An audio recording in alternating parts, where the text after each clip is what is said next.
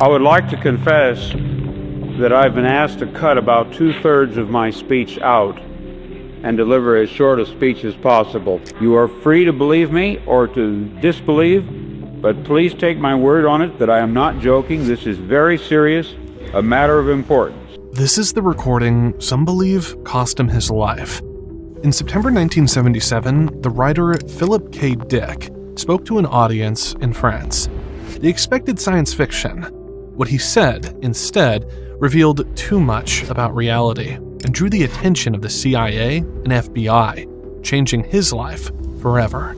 The subject of this speech is a topic which has been discovered recently. A breaching, a tinkering, a change had been made, but not in our present, had been made in our past. A variable was changed, reprogrammed as it were, and that because of this, an alternative world branched off, became actualized instead of the prior one, and that in fact, in literal fact, we are once more living this particular segment of linear time. He said the CIA and FBI had taken his work years earlier.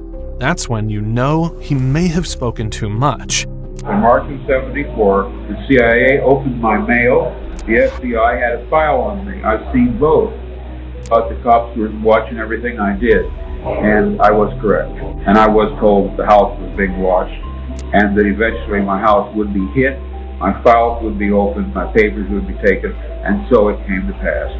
When I came home and found my house consisting of nothing but rubble, ruin, chaos, broken windows, smashed doorknobs, blown open files. A few years later, he suddenly dies, right before the premiere of Blade Runner, June 1982, the film adaptation of his novel, Do Androids Dream of Electric Sheep. Fans said it was strange that the author who had predicted so many modern themes about AI, identity, and reality never got to see the movie that would finally make him widely famous. What's strange to me is that he was only writing science fiction, yet the FBI and CIA started watching him. To me, that means he was touching information never meant for the public. That's what caught my attention. So listen carefully to what comes next. I know attention spans are short, but trust me, this video will give you chills.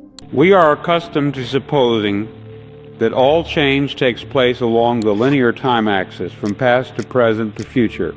The present is an accrual of the past and is different from it. The future will accrue from the present on and be different yet.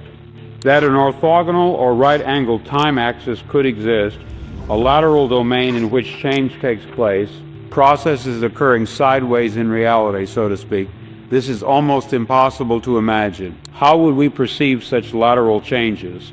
What would we experience? What clues, if we are trying to test out this bizarre theory, should we be on the alert for? In other words, how can change take place outside of linear time at all, in any sense, to any degree? Philip tries to make this strange idea easier to understand with a simple picture. Imagine a painting on a wall. Instead of replacing the whole painting, the servants secretly change details on the same canvas. They remove a tree, add a girl, shift small elements. When the owner looks at it, he sees something new, yet also familiar. His brain struggles. It's the same painting, but also not the same. Dick uses this example to suggest that reality might be altered in subtle ways, not fully replaced.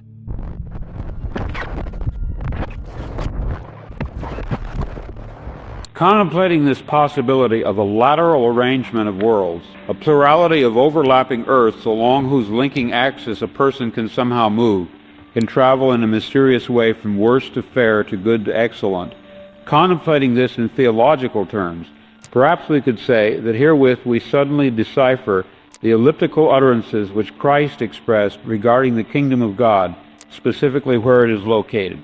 He connects his theory of parallel worlds to the words of Jesus. He points out that Jesus gave answers that seemed contradictory about the kingdom of God. He said, "My kingdom is not of this world," but also, "The kingdom is within you," or among you. Dick suggests these statements weren't meant to confuse, but to describe something deeper. Maybe Jesus was speaking about these overlapping realms, multiple realities that can be reached by living human beings. Some of them dark, others beautiful, and at the highest level, the just kingdom of God. I, in my stories and novels, often write about counterfeit worlds, semi-real worlds, as well as deranged private worlds, inhabited often by just one person, while meantime the other characters either remain in their own worlds throughout or are somehow drawn into one of the peculiar ones. This theme occurs in the corpus of my 27 years of writing. At no time did I have a theoretical or conscious explanation for my preoccupation with these pluriform pseudo-worlds, but now I think I understand. What I was sensing was the manifold of partially actualized realities. It was in February of 1974 that my blocked-off memories of Track A returned, and it was in February of 1974 that my novel, Flow My Tears, the Policeman Said, was released finally, after two years' delay. It was almost as if the release of the novel, which had been delayed so long, meant that in a certain sense it was all right for me to remember. That is, to remember that the book was not fiction. The book was based on subliminal memories which I had of such a world. After connecting his book to subliminal memories, he went deeper into describing what happened to him in early 1974. He said it began after dental surgery, when he was recovering at home. One afternoon, a delivery girl came to his door wearing a necklace with a Christian fish symbol. As the sunlight reflected off the necklace, Dick saw a sudden flash of pink light. From that moment on, he reported a series of overwhelming visions.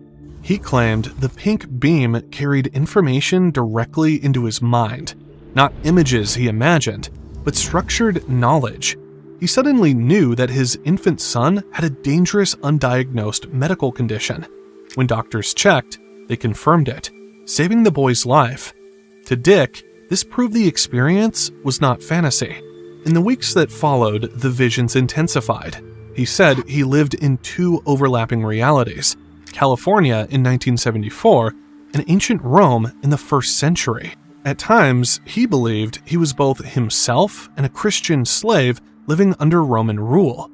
He described it as if time had folded, two tracks of history running at the same time, and his consciousness could move between them. Philip also reported receiving vast amounts of information, entire downloads of philosophy, theology, and science that felt too complex to invent. He said it was as if an external intelligence, which he later called VALIS, Vast Active Living Intelligence System, was transmitting knowledge into his brain.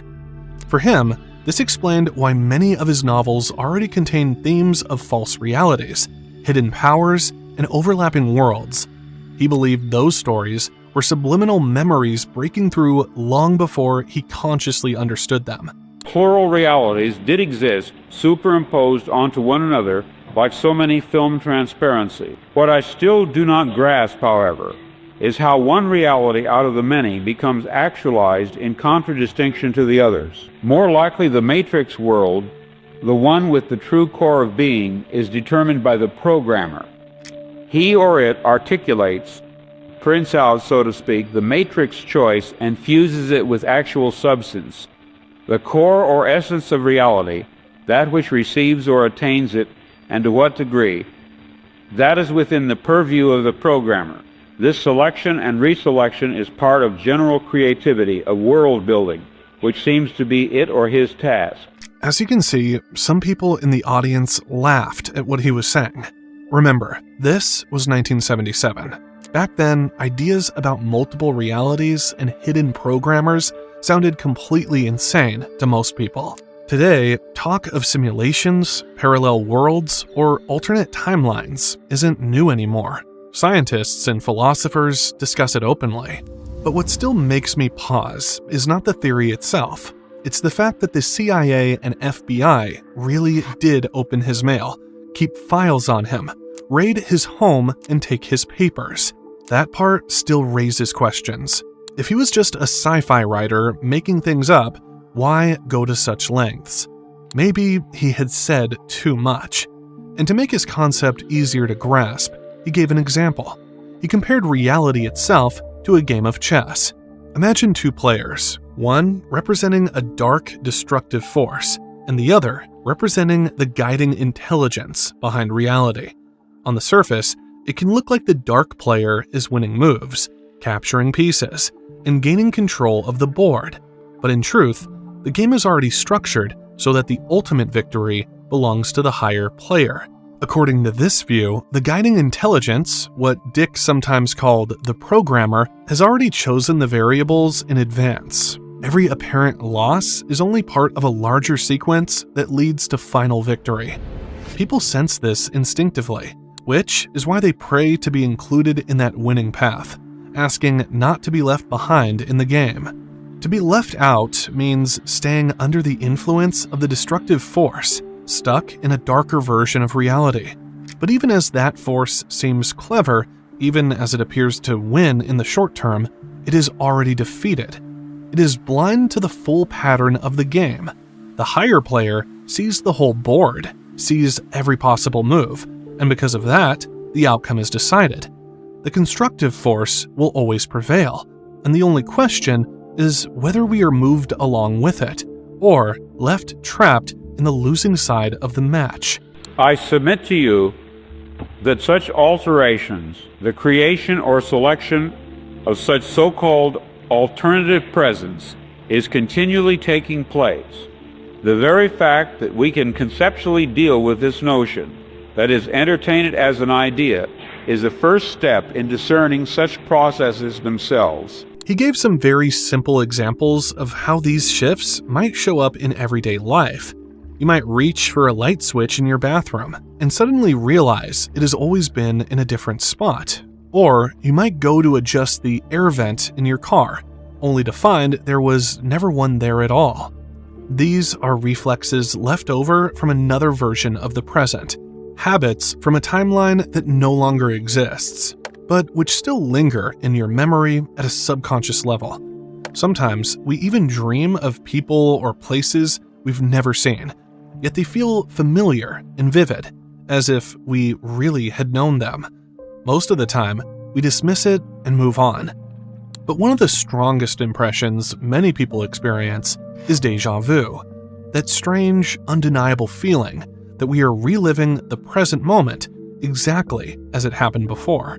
We hear the same words, we say the same words, and we are sure we've been here before. Dick argued this wasn't just a trick of the mind. For him, déjà vu was evidence. He believed it was a clue that at some point in the past, a variable had been changed, as if reality was reprogrammed, and that a new timeline branched off from the old one. In other words, we are not just imagining it. We are literally reliving the same segment of time again, only in a slightly altered version of reality. A breaching, a tinkering, a change had been made, but not in our present, had been made in our past. Evidently, such an alteration would have a peculiar effect on those persons involved. They would, so to speak, be moved back one square or several squares on the board game which constitutes our reality. Conceivably, this could happen any number of times, affecting any number of people, as alternative variables were reprogrammed. We would have to live out each reprogramming along the subsequent linear time axis, but to the programmer, whom we call God, to him the results of the programming would be apparent at once. We are within time, and he is not. We are living in a computer-programmed reality, and the only clue we have to it is when some variable is changed and some alteration in our reality occurs. He believed that every time reality shifts, a new lateral world is generated, and with each shift, the guiding intelligence, the programmer, achieves a kind of victory. Each new version of reality isn't perfect, but it's slightly better than the one before it. In his view, the universe is constantly being refined, stage by stage, through this process. The way he described it, the old universe doesn't disappear. It becomes raw material, a kind of stockpile that is used to build the new one. What looks like chaos or broken fragments in one timeline might actually be the foundation for the next. This means reality isn't moving toward collapse, but toward improvement. Even if we can't always see how, the process keeps pushing forward, generating alternate worlds one after another, each infused with a little more order and structure than the last. What we need at this point is to locate, to bring forth as evidence, someone who has managed somehow, it doesn't matter how, to retain memories of a different present, latent alternate world impressions, different in some significant way from this, the one which is at this stage actualized. According to my theoretical view, it would almost certainly be memories of a worse world than this. For it is not reasonable that God the programmer and reprogrammer would substitute a worse world in terms of freedom or beauty or love or order or healthiness by any standard which we know. If what Philip K. Dick was describing is true, that reality can shift sideways, that alternate versions of the world appear again and again, then maybe we've already seen signs of it without realizing. One of the clearest examples is what we now call the Mandela effect. Millions of people around the world share the same memory of something that doesn't match today's official version of events. The name itself comes from people remembering that Nelson Mandela died in prison during the 1980s. They remember news reports, public reactions, even school lessons about his death. Yet, in this timeline, Mandela was released and later became president of South Africa, living until 2013. For those who have the older memory, it feels as though history was rewritten. And it doesn't stop there. People remember the Berenstain Bears spelled as Berenstein, with an E. They remember the Monopoly Man having a monocle, when in fact, he never did. They recall the movie line, "Luke, I am your father," when the actual line is, "No, I am your father." These aren't just a handful of mistakes. They're shared, consistent memories across millions of people, as if we really had lived in a slightly different version of reality. Philip K. Dick's theory offers one possible explanation. If variables can be changed, if a programmer can shift us laterally from one track to another, then déjà vu, false memories, or the Mandela effect might not be errors at all. They could be traces of previous presents, fragments of timelines we once occupied but no longer do. This is where things get even stranger, because it's not just personal memories. Pop culture itself sometimes seems to reveal knowledge of events long before they happen. One of the most famous examples is The Simpsons. For more than 3 decades, the animated show has been making jokes that later turn out to mirror real-world events with uncanny accuracy. Years before smartwatches were invented, The Simpsons showed characters using wrist devices to make phone calls. They joked about a defective autocorrect feature on a handheld device, long before smartphones made that frustration a daily reality. They even portrayed Disney eventually buying 20th Century Fox, a merger that seemed absurd at the time but became reality in 2019. In another episode, they showed a skyscraper with a design almost identical to London's Shard, drawn over a decade before construction even began. They sketched a Nobel Prize prediction board that matched the actual Nobel winner announced years later.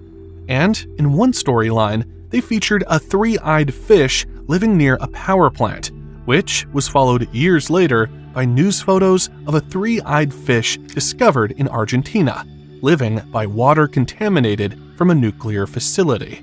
At some point, the list becomes too long to ignore.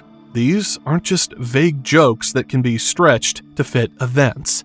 They're oddly specific details, many of them tied to technology, science, or cultural shifts that hadn't happened yet. Some people laugh it off as coincidence. Others wonder if the writers had hidden knowledge.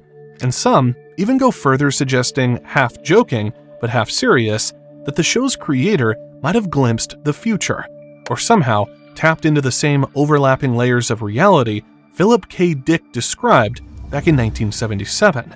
When you place these examples next to his words, the similarities are hard to miss. He spoke of multiple versions of the world stacked like film transparencies, with one becoming actualized over another. Whether through shared memories, deja vu, or a cartoon that seems to predict events years ahead of time, the effect is the same. We're left questioning whether reality is as fixed as we assume.